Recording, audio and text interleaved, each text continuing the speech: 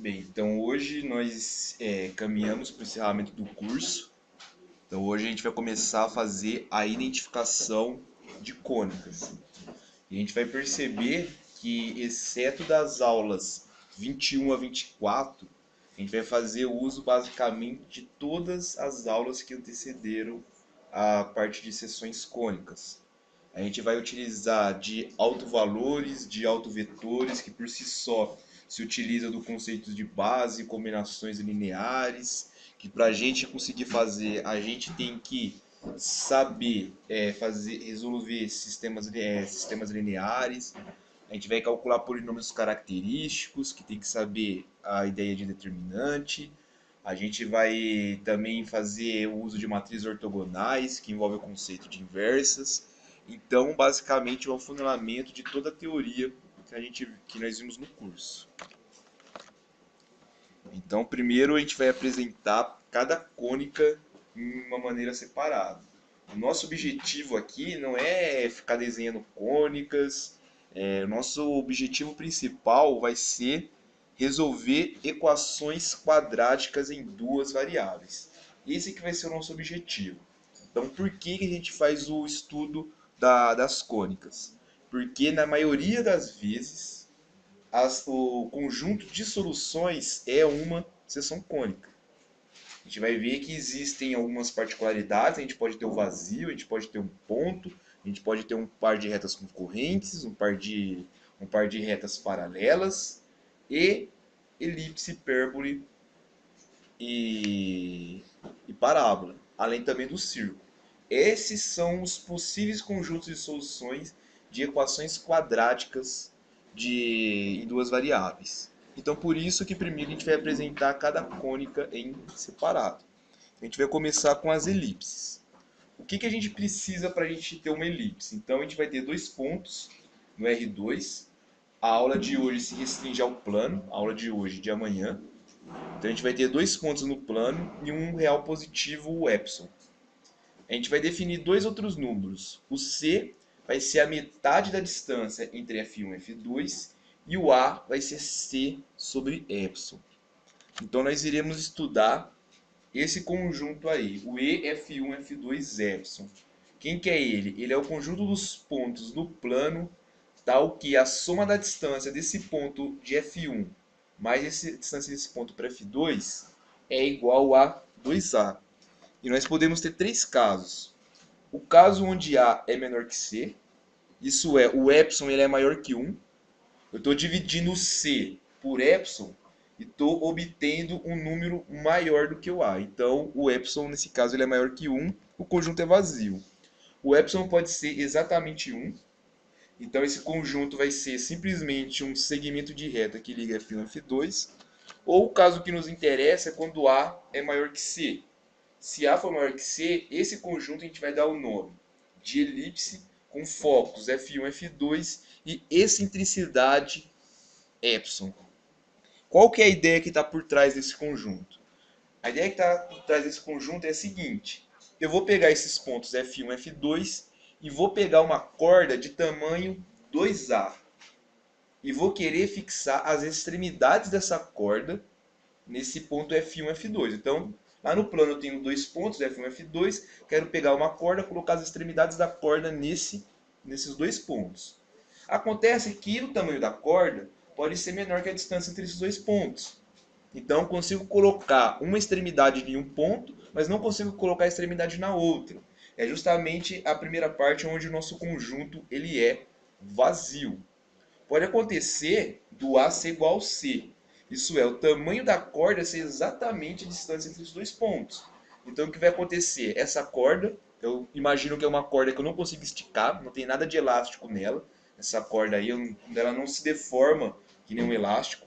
Então eu vou pegar, se a distância dos dois pontos é o tamanho da corda, se eu colocar uma extremidade em cada ponto, a corda vai ficar lá esticadinha, eu não vou conseguir fazer nada. Então eu vou ter somente o segmento. E o terceiro caso é quando a corda é maior que a distância entre esses dois pontos. Então, quando eu coloco as extremidades nos pontos, a corda vai ficar frouxa. Eu vou querer esticar uma ponta de lápis e vou fazer o desenho disso daí. A desenho que vai saindo da ponta do lápis é justamente a elipse. Então a gente consegue formar uma elipse com régua, que a gente fala com régua e compasso em matemática. Então eu consigo desenhar somente com objetos geométricos, com uma régua, uma caneta com compasso, com uma corda com comprimento fixo. Então esses dois pontos aí, onde é que está fixo, onde é que estão fixos são os focos. O ponto em vermelho é a ponta do meu lápis e o que ele vai descrevendo é uma elipse. Para isso daí, então, o tamanho da corda tem que ser maior que a distância entre esses dois pontos. E conforme eu vou aumentando ou diminuindo esse tamanho da corda, eu vou modificando essa minha elipse. Nós vimos, vamos aqui ver mais um parágrafo. Nesse caso, onde é que eu tenho elipse, o meu epsilon ele tem que estar variando entre 0 e 1. Então, o que, que essa historicidade aí ela está falando? Ela está falando tanto que nós estamos achatando ou não a nossa elipse. Nesse caso aqui, esses dois pontos eles estão situados sobre o eixo X do plano. Mas eu posso também ter que os focos estejam sobre o eixo Y, ou sobre qualquer eixo. Aqui a gente tem uma ideia de como que a gente vai mudando a excentricidade. Aqui nesse caso, essa elipse, os focos estão sobre o eixo Y, e eu começo com uma elipse que ela está tendendo ao zero. Vamos voltar na equação para a gente tentar entender o que, que é ela tender ao zero. Olha só, o A ele é definido por C sobre epsilon. Primeiro eu defino C, depois eu defino A partir de C e epsilon.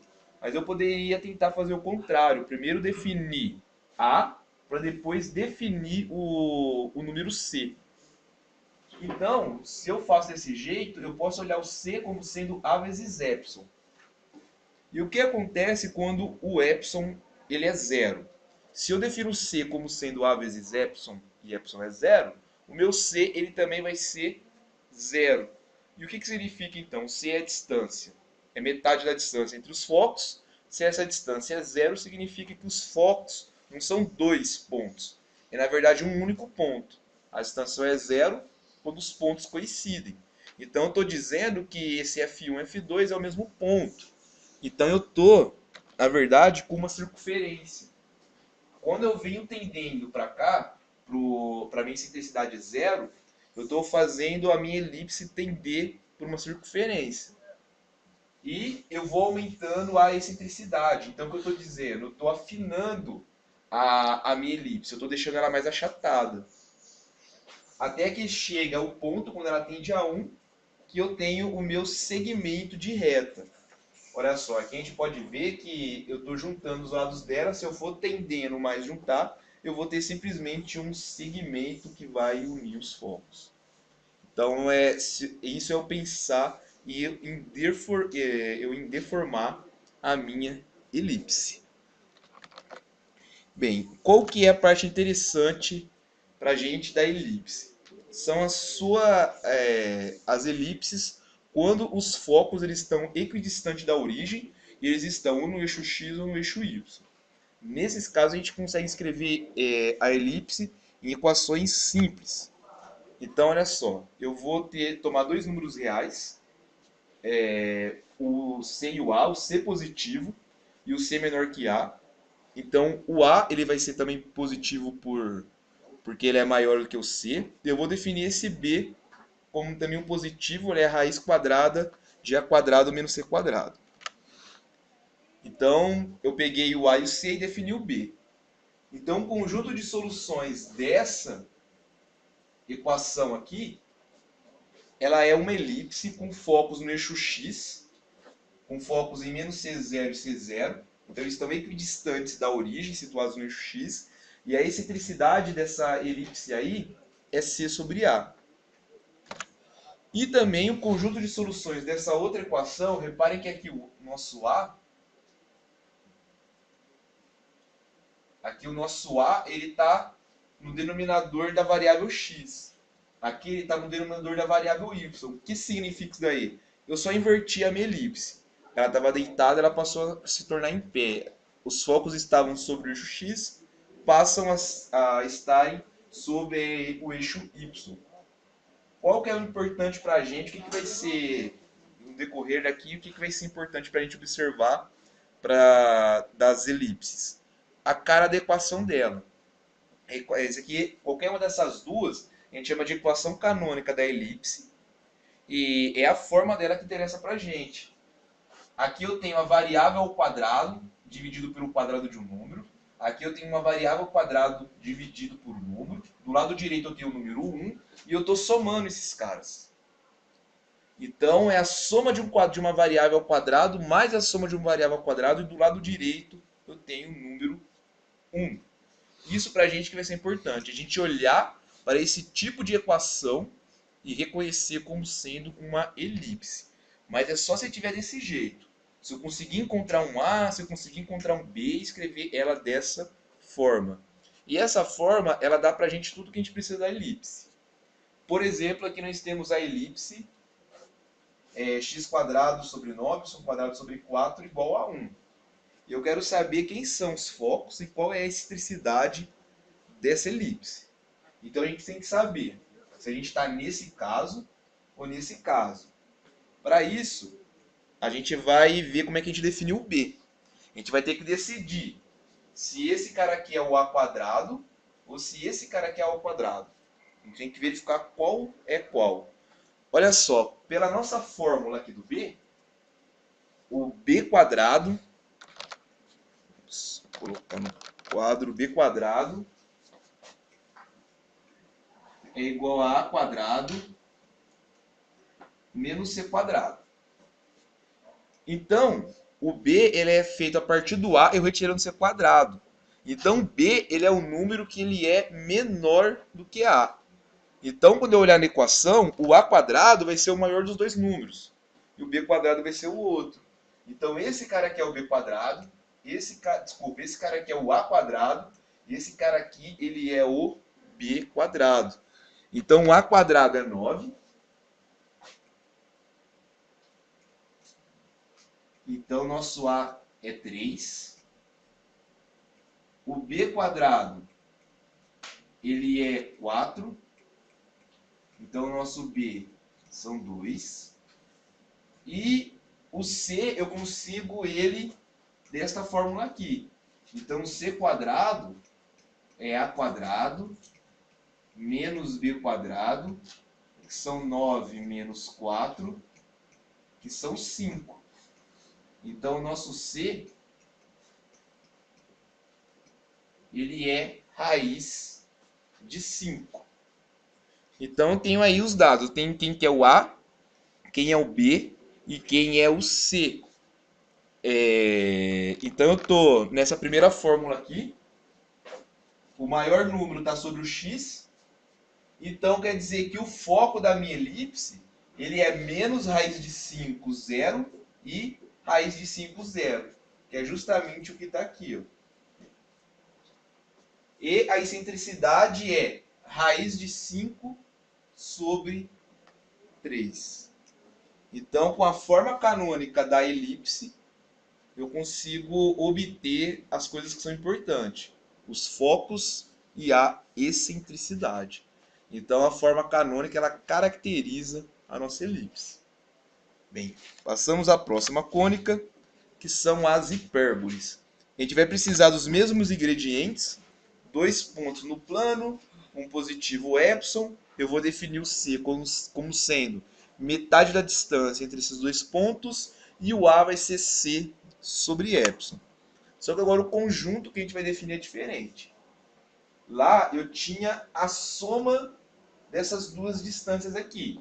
Distâncias são números positivos, se eu somo é um número positivo. Então eu posso igualar 2A.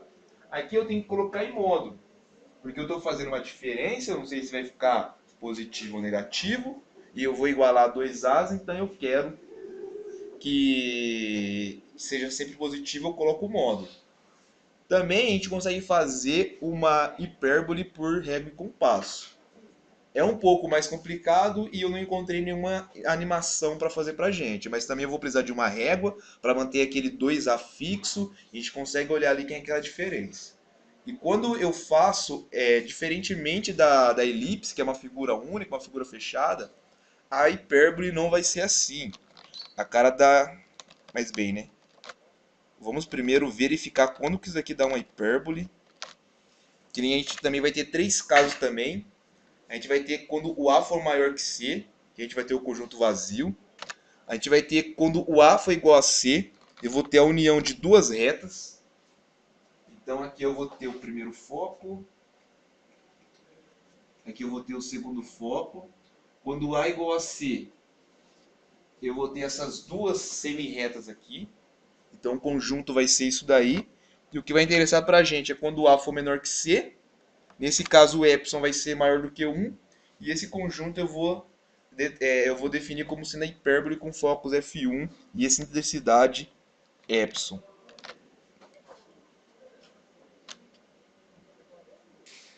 Aqui nós temos a representação de algumas hipérboles. Então, a primeira hipérbole que a gente pode ver nesse desenho é esse lado com esse daqui. Uma hipérbole, ela tem sempre dois ramos. São os dois ramos que a gente chama da hipérbole. Então, esse cara aqui é uma hipérbole. Depois nós temos esse cara aqui, uma outra hipérbole. E o que vai mudando? O que é essa excentricidade? Ela vai mudando na hipérbole. Essa hipérbole aqui, ela tem excentricidade mais próxima de 1. E aqui eu estou crescendo a minha excentricidade. Quando eu vou tendendo ao infinito, essa minha hipérbole ela vai se aproximando do eixo y. No infinito, ela fica sobre o eixo y. Os dois ramos da hipérbole são justamente a reta x igual a zero, o eixo y. Isso quando eu vou fazendo, ele tendendo ao infinito, a minha excentricidade. Mas então essa aqui é a cara de uma hipérbole. E novamente, se a hipérbole ela tem os focos equidistantes sobre algum dos eixos, eu consigo representá-la como sendo uma equação simples também, que é a sua forma canônica. Então eu vou ter de novo o A e o C dois positivos, só que agora o A ele é menor que C, o contrário do que estava acontecendo. E a definição de B também muda. Olha só como é que é a cara da equação de uma hipérbole quando os focos estão equidistantes da origem sobre o eixo x.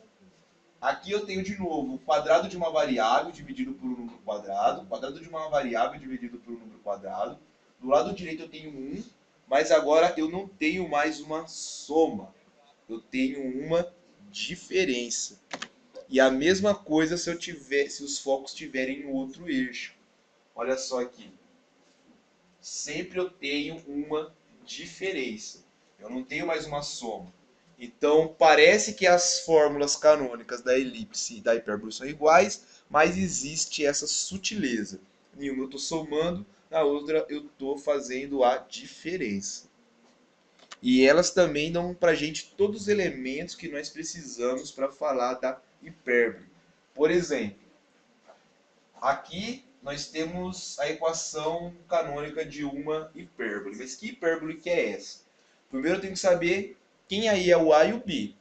No caso da elipse, eu verificava quem que era o maior e verificava que era o A quadrado. Aqui, mais simples, eu acompanhar o sinal de positivo. Ó, o A está acompanhando o sinal de positivo e o B de negativo. Aqui o B de negativo, o A de positivo. Então, o B sempre acompanha o sinal de negativo e o A o sinal de positivo. Então, esse cara aqui é o A quadrado, esse cara aqui é o B quadrado. Então, o A quadrado são 36. Então, o A quadrado são 36, implica que o A é igual a 6. O B quadrado é igual a 25. Implica que o B é igual a 5. Então, o meu C, aqui, a definição do B quadrado, nesse caso aqui, é C quadrado menos A quadrado. Então, o meu C quadrado vai ser o A quadrado mais o B quadrado, que são 36 mais 25, que é igual a 61. O C é igual a raiz de 61. Então eu sei quem que é o A, quem que é o B, quem que é o C. Então eu sei, eu estou nesse primeiro caso aqui, ó, o X aqui vem acompanhado do sinal de positivo, então eu estou no primeiro caso. Então o meu foco é menos raiz de 61, zero, raiz de 61, zero. É o que está aqui. E a minha excentricidade é raiz de 61 sobre 6. Então também a sua forma canônica da hipérbole, ela fala pra gente todos os dados que a gente precisa para falar da hipérbole. Os focos e a excentricidade. Agora, a terceira cônica é a parábola. A definição dela é diferente das outras. Então, eu vou pegar somente uma reta e um ponto fora dessa reta. E eu vou olhar para o conjunto, tal que a distância de P para F é a distância de P para a reta. E a parábola também, com essa definição aí, a gente consegue fazer ela por régua e compasso. Esse conjunto aí, PRF, é denominada parábola com foco F e reta diretriz R. Então, para parábola, não existe caso degenerado, porque eu já estou pegando ponto fora da reta. A classificação dela, que é o que vai importar para a gente, é a reta diretriz ela é paralela a um dos eixos e o foco dela está justamente em um dos eixos cartesianos. Então, o conjunto das soluções dessa equação aqui e essa equação aqui também ela é bem diferente das equações que a gente estava vendo. Olha só como é que é a cara dessa equação. Aqui eu não tenho termo que não está multiplicado por uma variável, que nem no caso da hipérbole da elipse eu tinha aquele 1 do lado direito, que era um cara que ele não estava sendo multiplicado por nenhuma variável, que não acontece isso daí. Todos os termos aqui estão sendo multiplicados por variáveis.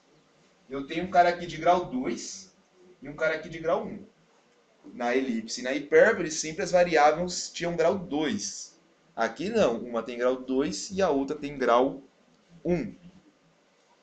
O conjunto das soluções o conjunto de soluções dessa equação aqui é a parábola com foco D0. Então tá no eixo X, tá na reta y igual a 0 foco, e a reta diretriz, ó, x igual a menos d, é paralela ao eixo X. Ou então pode estar ao contrário, o foco ele pode estar na reta x igual a 0, isso é, no eixo y, e ser paralelo ao eixo y. Então sempre que uma parábola for desse jeito, ela tem uma equação daquela forma. E também, pegando essa equação, a forma canônica da parábola, eu consigo retirar todas as informações que eu preciso. Então aqui, ó, eu tenho a equação x² igual a menos 4y. Então vamos descobrir quem é a reta diretriz dessa parábola e quem que é o foco dela. Então x² igual a menos 4y. Esse menos, então eu estou aqui no segundo caso, né, o x² e o y é linear. Então esse menos 4y tem que ser igual a 4dy. Então eu tenho que 4d tem que ser igual a, desculpa, eu tenho que 4d tem que ser igual a menos 4. Para me descobrir quem que é o d, eu vou igualar isso daí. Então 4d é igual a menos 4. Daqui eu tiro que o d é igual a menos 1. Então o meu foco, quem que é? Eu estou no segundo caso. Ó, o meu foco é 0d. Então o meu foco é 0 menos 1. Que é justamente quem está aqui, ó. Aqui o meu foco, 0 menos 1.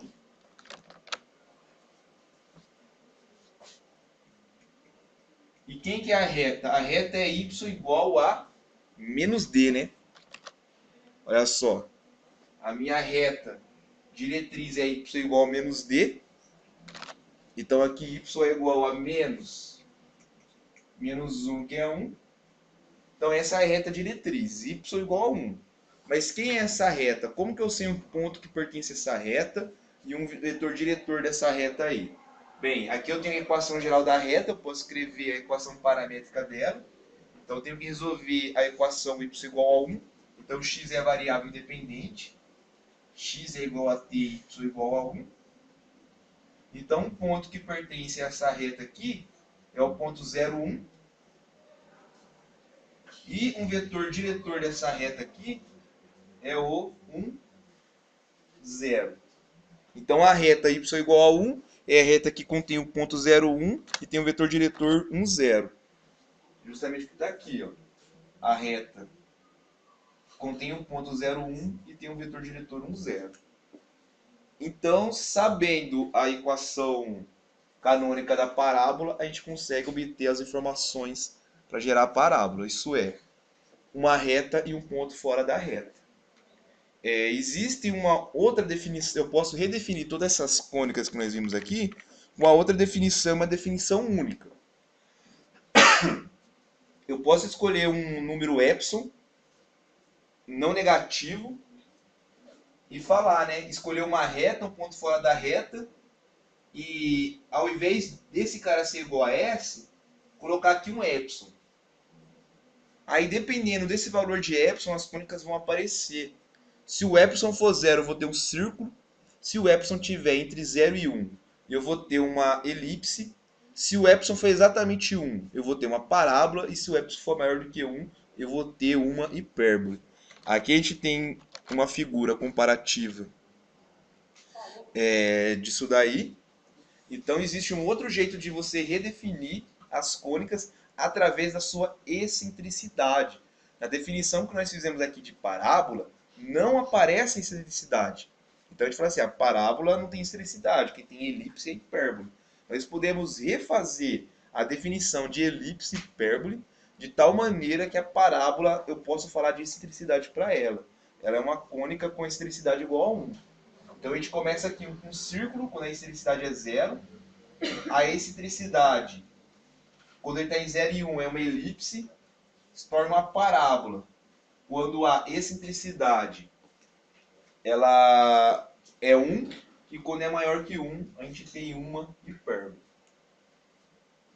Mas não é esse o nosso objetivo aqui. Então, nosso objetivo era apresentar primeiramente as três cônicas, e agora nós queremos resolver uma equação quadrática em duas variáveis. O que vem a ser uma equação quadrática em duas variáveis? Bem, então olha só. Até agora o que nós vimos no curso, as equações lineares que nós tínhamos tinham esse nome de linear, porque não tinha multiplicação entre as variáveis. Eu não multiplicava uma variável pela outra. Por exemplo, aqui, para ter o x quadrado, eu multipliquei x por x. Então aqui eu já não tenho coisa linear. Isso aqui é coisa de grau 2. Então essa primeira parte aqui são os termos de grau 2 da minha equação. O x tem grau, aqui o x tem grau 1, o y tem grau 1. Quando eu multiplico um por outro, eu tenho uma coisa de grau 2. Então essa primeira parte são as partes de grau 2 da minha equação. Aqui é a parte linear, a parte de grau 1. A parte de grau 0. Na verdade, a parte linear é toda essa parte aqui, né? Aqui é a parte de grau 1, aqui é a parte de grau 0. E eu vou supor nessa equação que o a quadrado mais o b quadrado mais o c quadrado seja diferente de 0. Por que eu vou fazer essa suposição? Simplesmente porque se esses três, isso daqui é 0, somente quando o a, o b e o c forem 0. Se esses três caras forem 0, eu vou ter só esse pedaço. Mas esse pedaço aqui é uma reta em R2. Uma equação linear em duas variáveis é simplesmente uma reta em R2, que nós já estudamos. Então, a gente quer estudar agora coisas novas. Então, a gente vai fazer essa suposição aí. O nosso objetivo é descobrir quem que é o conjunto de soluções dessa equação aí. Para falar do conjunto de equações, a gente vai invocar um cara, que é o delta que é o mesmo delta da equação de Bhaskara, o b quadrado menos 4ac. Esse cara aí, ele já vai falar para a gente quais são as possibilidades que nós temos de solução para essa equação. Esse delta ele pode ser positivo. Se ele for positivo, a solução vai ser uma elipse, uma circunferência, um ponto ou o vazio. Se o epsilon ele for negativo, o conjunto de soluções pode ser uma hipérbole ou um par de retas concorrentes. E se o delta ele for zero, o conjunto de soluções pode ser uma parábola, um par de retas paralelas, um par de uma reta ou o conjunto vazio. Então, por isso que antes nós vimos o que é uma elipse, uma hipérbole e uma parábola. Porque eles são as possibilidades do conjunto de soluções de uma equação quadrática de grau 2. E são as coisas que mais aparecem. Então, o nosso objetivo agora é mostrar em cada caso essas possibilidades aqui e ver uma maneira sistemática de resolver aquela equação 1. Então, agora, com que a gente vai decorrer, a gente vai ver uma maneira sistemática de resolver o 1. São os passo a passo que a gente sempre vai replicar. Então, primeiramente, o que a gente vai fazer é escrever a forma matricial daquela equação. Então, eu vou definir uma matriz A. Reparem que essa matriz A, ela carrega os coeficientes do termo de grau 2.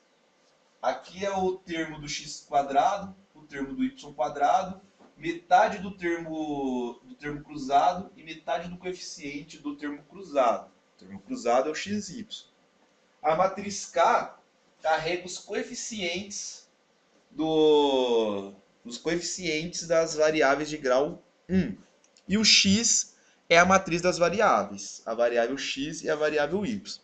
Agora a gente vai fazer uma continha. A gente vai fazer quanto que é x transposto vezes a vezes x. Então, x transposto, eu vou pegar a matriz x e vou transpor ela. Vai virar uma matriz linha. Vou multiplicar pela matriz A. E vamos ver quanto que vai dar isso daqui.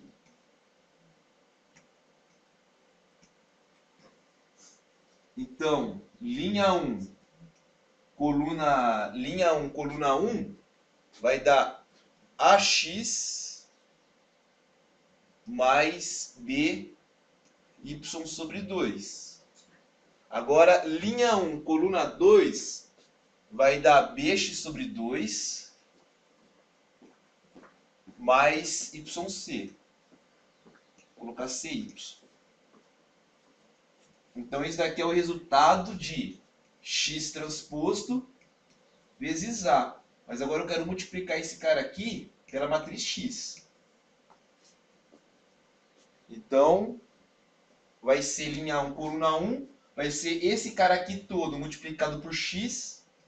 Vai ficar A x quadrado mais B xy sobre 2 mais esse cara aqui vezes y. Vai ficar B xy sobre 2 mais c y quadrado. Deu essa matriz aqui de uma linha e uma coluna. Agora, olha só, eu vou somar esses dois caras aqui. Eles são iguais, basta multiplicar um deles por 2. Então, vai estar ax quadrado mais bxy mais cy quadrado. Isso daqui é justamente a parte quadrática da minha equação. Então, quando eu faço x transposto a x, eu obtenho justamente a parte quadrática da minha equação. E quando eu multiplico kx, é multiplicar esse por esse, ó, vai dar dx mais ey, dá justamente a parte de grau 1. Então eu consigo reescrever a minha equação em forma de matrizes. Eu consigo uma igualdade entre matrizes. Mas parece que a gente está dando um tiro no pé.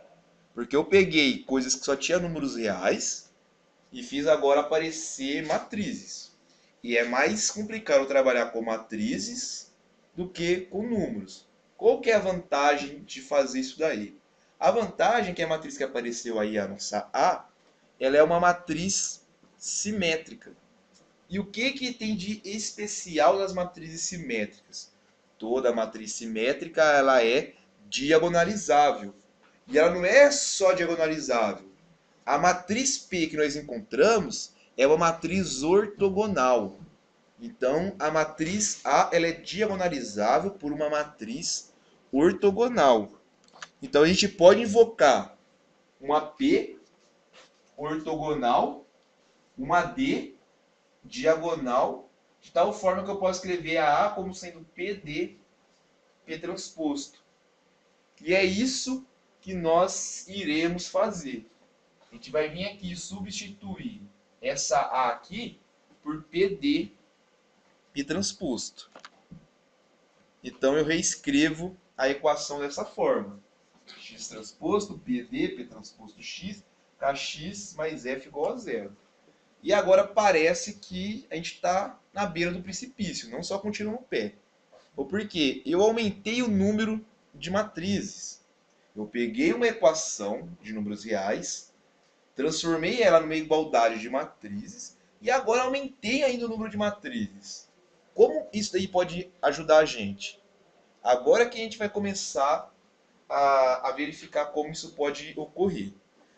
Como a P ela é ortogonal, a P vezes a P transposta dá a identidade. Então aqui, ó, entre a K e a X, a gente pode colocar a identidade. Multiplicar pela identidade não muda nada.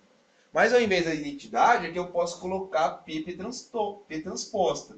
Então vai ficar KP vezes P transposta X. Aqui, ó, a gente também já tem um P transposto X. Eu evidenciei isso no parênteses. E agora aqui a gente tem X transposto vezes P. Para ver quem que é esse cara, eu vou calcular quanto que é a transposta de P transposta X. Quanto que dá PT X transposto? Quando eu quero fazer a transposição, o que acontece? As duas matrizes vão ser a transposta, mas eu inverto a ordem do produto. Isso daqui vai ficar X transposto vezes P transposto transposto. Mas quanto que é a transposta da transposta? É a matriz original. Então isso aqui fica X transposto vezes P. Então X transposto vezes P, que é o que está aqui, é simplesmente PTX transposto. Então olha só, aqui eu tenho PTX, aqui eu tenho PTX, aqui eu tenho PTX. Eu vou fazer a minha primeira mudança de variáveis. Olha só, a PT é uma matriz 2 por 2, a X é uma matriz 2 por 1, o resultado vai ser uma matriz de duas linhas e uma coluna. Vai ser uma matriz 2 por 1.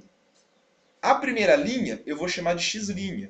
A segunda linha eu vou chamar de Y'. Eu vou estar fazendo uma rotação no meu plano. Então, ó, a PT é uma matriz 2 por 1. A primeira linha eu chamo de X', a segunda linha eu chamo de Y'. Então eu estou fazendo uma mudança de variáveis. Eu estou saindo da variável XY e indo para a minha nova variável X', Y'. E eu também vou definir o D' e o E' como sendo produto de KP. A K tem uma linha e duas colunas, a P é 2 por 2, o resultado vai ser uma matriz de uma linha e duas colunas. A primeira coluna eu chamo de D' e a segunda coluna eu chamo de E'. Com essa mudança eu vou conseguir reescrever a minha equação. Vamos ver como que vai ficar agora a minha equação. Então olha só, eu tenho esse cara aqui que vai ser a minha X', Y' transposta, era o que eu tinha lá na minha equação, e vou multiplicar pela matriz D. A D é essa daqui. E depois ainda isso daqui eu vou multiplicar pela x'. O porquê? Justamente o que eu tinha aqui, ó. Ó, aqui eu tinha a x', aqui eu tenho a x' transposta vezes a d vezes já a x'. Eu vou fazer essa conta aí para ver quanto que dá, essa conta aqui que eu estou fazendo. Isso daqui então vai dar linha 1, coluna 1, vai dar lambda 1, x', linha 1, coluna 2, vai dar lambda 2, y'. Então isso daqui eu fiz a x' transposta vezes a d.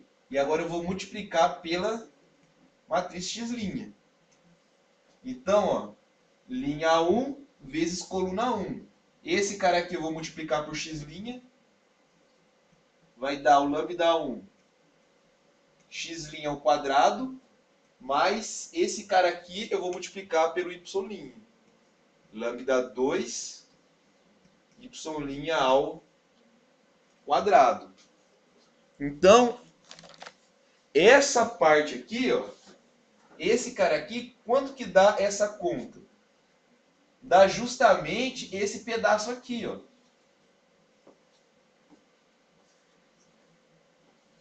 Agora aqui, esse KP aqui, ó, eu mudei ele, né? Esse KP eu chamei de D', E'. E eu vou multiplicar ele pela matriz x', y'. Então vai dar D', x', E', Y'. Mais o f que eu tinha igual a zero. Então aquela equação 1, eu consigo reescrever ela dessa forma aqui. Apareceram novos coeficientes. Apareceu esse lambda 1, lambda 2, o D' e o E'. Apareceram de novos. Mas vamos verificar quem são eles. Eles são coeficientes que são fáceis da gente calcular. O porquê? O lambda 1 e o lambda 2, quem são? São os coeficientes da matriz diagonal.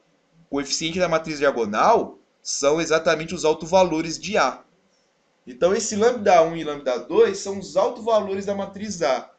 E esse D' e E' é simplesmente essa conta aqui, ó. É eu fazer o produto de K por P. Então, são coeficientes novos, mas que eles são calculáveis. E o que essa equação aqui tem a ver com a primeira equação? Essa equação 3 aqui, ela tem a seguinte propriedade, né? Se eu conseguir achar uma solução dela, se eu conseguir achar um x' e y' que satisfaça ela, eu consigo reverter. Essa mudança aqui, ó, ela é invertível, porque a P transposta é invertível. Se eu multiplicar a P aqui desse lado, eu vou aqui multiplicando também a P, vai ficar simplesmente a matriz X. Então, sabendo quem é x', y', eu consigo recuperar quem que é meu xy. Sabendo, então, uma solução de 3, eu consigo uma solução de 1. E sabendo uma solução de 1, eu aplico a P transposta e obtenho uma solução de 3. Então, sabendo todas as soluções dessa equação 3, eu sei todas as soluções da equação 1. As equações elas são equivalentes. E qual que é a vantagem dessa 3 para a equação 1? Alguém consegue perceber alguma diferença entre elas? Essa equação 3 aqui, ela não tem termo cruzado. Não tem x', y'. Então a gente faz essa mudança de variáveis justamente para isso, para eliminar o termo cruzado. Essa equação aqui é mais simples de ser resolvida do que a equação 1. E é ela que a gente vai resolver. Porque resolvendo ela, a gente consegue resolver, a gente consegue descobrir quem que é o conjunto de soluções da equação 1. Aqui, diferentemente de sistemas lineares, que a gente queria realmente mostrar quem era o conjunto, aqui a gente só quer saber quem é o conjunto. Se é o vazio, se é um ponto, se é um círculo, uma elipse, uma hipérbole. É isso que a gente está interessado aqui. Somente em descrever qualitativamente quem é o conjunto. Não exibir quem é o conjunto, quem são as soluções mesmo. Então a gente vai supor que o lambda 1 é menor que o lambda 2, que é uma coisa que a gente já vinha adotando, né? A gente começava primeiro pelos menores autovalores, e agora a gente vai comparar o delta com os autovalores. A gente vai conseguir uma relação entre eles. A matriz A, o determinante dela, é exatamente esse cara aqui. Mas esse numerador aqui é simplesmente o delta. Então o determinante da A é delta sobre 4. Só que olha só, a A eu consigo escrever como sendo PD transposto. Só que o determinante é uma função multiplicativa. Então o determinante de um produto é o produto dos determinantes. E a P transposta ela é inversa. O determinante da inversa é o inverso do determinante. Aqui eu tenho o inverso do determinante da P, aqui o determinante da P. Eles se anulam, o produto deles dá 1, restando apenas o determinante de D. Mas D é uma matriz triangular. Ela é diagonal, em particular é triangular. O seu determinante é o produto dos elementos da sua diagonal principal. Então é lambda1 vezes lambda2. Então, o produto lambda1 lambda2 fala para a gente o sinal de delta. Então, multiplicando o lambda1 pelo lambda2, a gente consegue falar se o delta é positivo, negativo ou zero. Então, se os dois autovalores tiverem o mesmo sinal, delta é positivo, eu tenho uma elipse.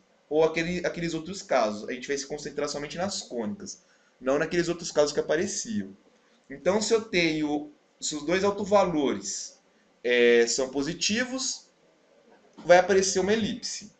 Se os autovalores tiverem sinais trocados, se os sinais eles forem diferentes, o produto é negativo, eu vou ter uma hipérbole. E se um dos autovalores forem zero, eu vou ter uma parábola. Então, na hora que eu calculei os autovalores, eu já sei o que vai ser a minha cônica. Eu ainda não consigo escrever a equação canônica dela, mas eu já sei para qual caminho que vai tender. E por que não pode ocorrer nos dois autovalores serem zeros? Pois bem, se os dois autovalores forem zero, o determinante da A ele vai ser zero.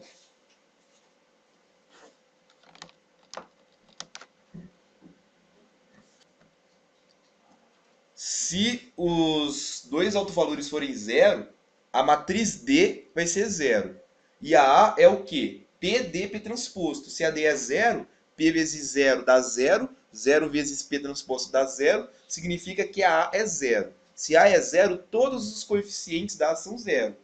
Só que os coeficientes da A são A, C e B sobre 2. Então A, C e B são todos zeros. E nós começamos afirmando que não poderia ocorrer isso. Que o ABC não poderia ser os três simultaneamente zero.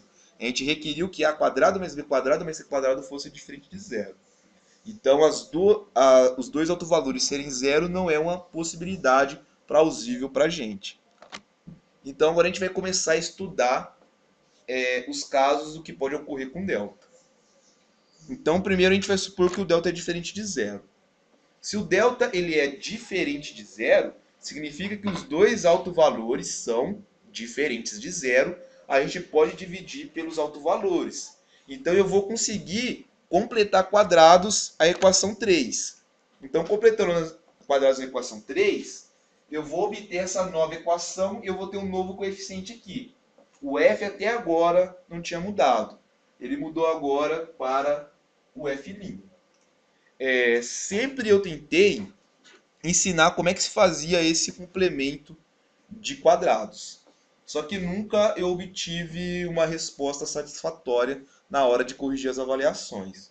Agora eu vou tentar um novo método, que vai ser simplesmente a gente vai usar essa fórmula aqui. Isso daqui é quando o delta for diferente de zero, então quando o delta for diferente de zero, a gente vai simplesmente usar essa fórmula. A gente vai substituir na fórmula os coeficientes.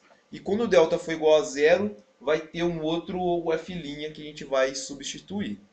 Então aqui a gente não vai ficar completando os quadrados mesmo.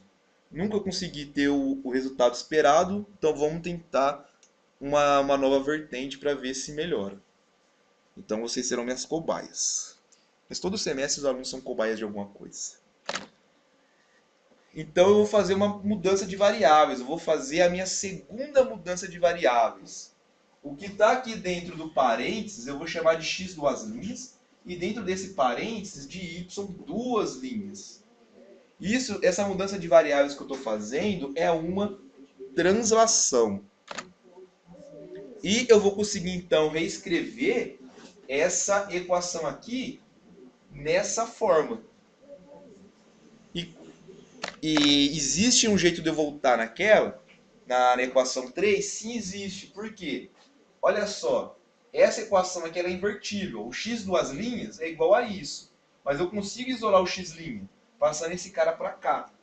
Então, sabendo quem que é o x duas linhas, eu recupero quem é o x'. Então é uma coisa que vai e volta. Isso daí é uma translação do plano. Eu estou simplesmente só trocando a origem de lugar. Eu estou escolhendo uma nova origem. Mas depois eu consigo voltar. Então, descobrindo uma solução de 4, eu consigo saber uma solução de 3 e uma solução de 1. Então, essa equação 4 aqui, ela é equivalente à solução 1. Equivalente no sentido que eu sei a solução de uma, eu consigo obter uma solução da outra. E essa equação aqui, ela é mais simples do que a equação que nós tínhamos. Porque ela só tem termo de grau 2 e termo de grau 0. Essa segunda mudança eliminou os termos de grau 1. Então, primeiro nós fizemos uma mudança de variáveis que eliminou o termo cruzado. E para o caso que o delta é diferente de zero, a gente fez uma segunda mudança que elimina os termos de grau 1. E agora a gente vai separar os casos. A gente vai separar quando os autovalores têm o mesmo sinal ou quando os sinais deles são diferentes. Se o delta é positivo, significa que os autovalores têm o mesmo sinal. Então a gente pode analisar aqui essa equação. Bem, então o lambda1 e o lambda2 têm o mesmo sinal. Significa que esse lado esquerdo aqui tem o mesmo sinal do lambda1. Por quê? Porque esse cara aqui é um x². Ele não muda o sinal do lambda1. O y² ele não muda o sinal do lambda2. E na hora que eu somo números de mesmo sinal, o sinal se mantém. Então, se o f' tiver um sinal diferente desse, não vai ter solução. Imagina que, por exemplo, o lambda1 é negativo. Então, o lambda2 também é negativo, o lado esquerdo é negativo. Se o lado direito, o f' for positivo, como que um número negativo pode ser igual a um positivo? Então, a nossa primeira constatação é que o conjunto de soluções é o vazio se esse produto aqui for negativo. Eu multipliquei dois números, deu um número negativo, significa que o sinal deles é diferente. Vai ser um ponto se o f' for zero, é uma possibilidade. Vai ser um círculo se o lambda1 tiver o mesmo sinal de f', se ambos tiverem o mesmo sinal, e o lambda1 for igual ao lambda2. Nós estamos diante de um círculo. E se o lambda1 e o lambda2 tiverem o mesmo sinal, e eles forem diferentes, e o f' tiver o mesmo sinal que eles, nós teremos uma elipse. E é essa elipse aqui. Como nós supomos que o lambda1 é menor ou igual que o lambda2,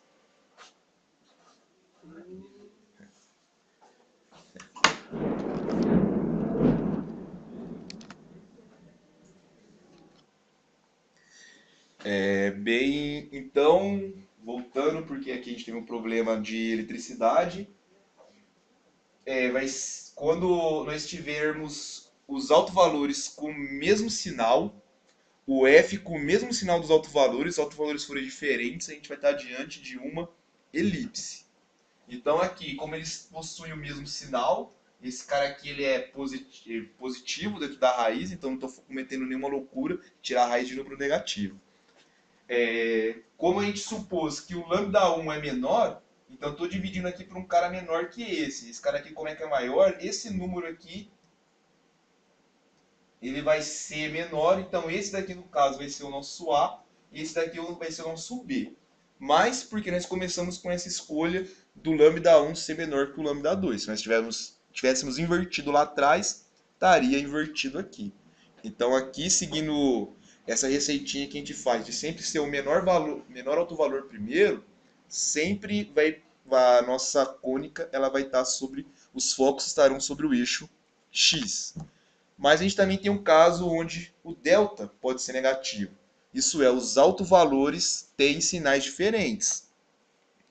Então, um caso, lembrando, né, que a gente está nessa equação 4 aqui, é essa equação que nós estamos estudando, e pode ser que o lambda1 e o lambda2 tenham sinais trocados. Se o f, se esse cara aqui ele for zero, eu posso passar um cara para o outro lado. Olha só o que a gente vai ficar, só para a gente já ter a ideia antes de ler. Então eu vou ter que o lambda1 x' ao quadrado é igual a menos o lambda2 y' ao quadrado. Como os autovalores são diferentes, aqui eu posso escrever que o x' ao quadrado é igual a menos o lambda2 sobre o lambda1 y' ao quadrado. Olha só aqui o que a gente tem. Esse cara e esse tem sinais trocados. Significa que a divisão é um número negativo. Mas tem esse sinal de menos aqui. Então esse cara aqui, ele é um número positivo. Então estou com uma coisa dessa forma aqui, ó. Eu quero resolver essa equação. X² é igual a z² y², onde o z é diferente de zero. Se o z é diferente de zero, o z² é positivo. É essa equação aqui que eu quero resolver. Ou seja, x² menos z² y² igual a zero. Só que esse cara aqui eu consigo reescrever ele como sendo x menos ey, x mais ey igual a zero. Então, no caso que o f' é zero, ou esse cara aqui é zero, isso daqui é uma reta. É uma reta em R2. Ou isso daqui também é zero, que é uma outra reta. É uma reta concorrente a essa. Essas duas retas, elas concorrem na origem. Então, o primeiro caso que a gente pode ter, quando o delta ele é negativo, é do f' ser zero. Se o f' for zero, eu tenho um par de retas concorrentes, um par de retas que concorrem na origem. Elas se intersectam na origem. E se o f' for diferente de zero, eu tenho uma hipérbole.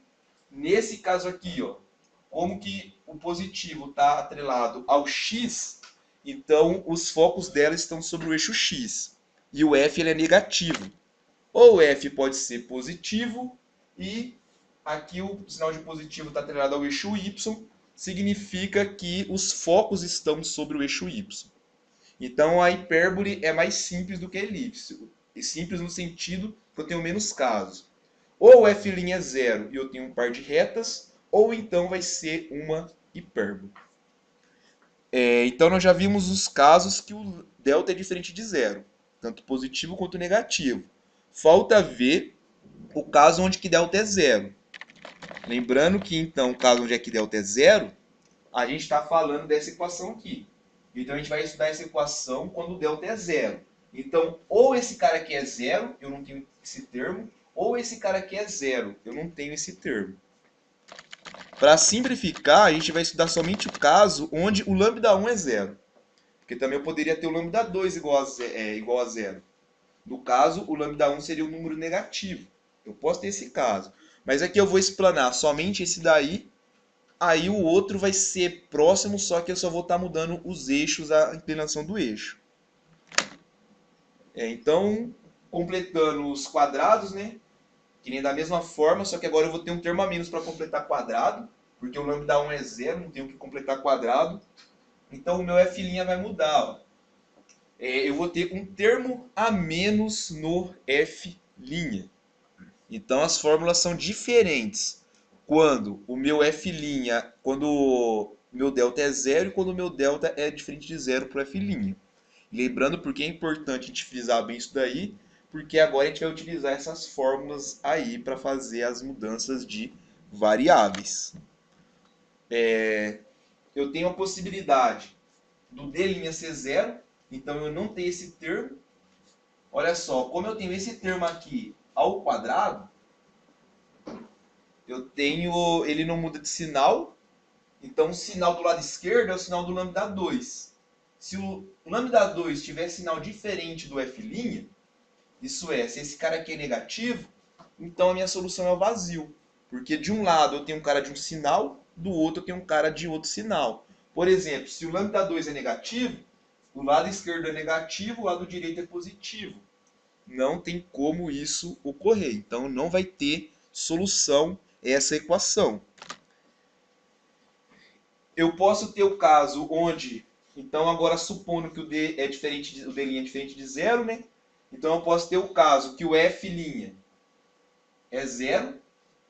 Então eu vou ter simplesmente essa reta que aparece, ou um par de retas se o f' ele tiver o mesmo sinal do lambda 2.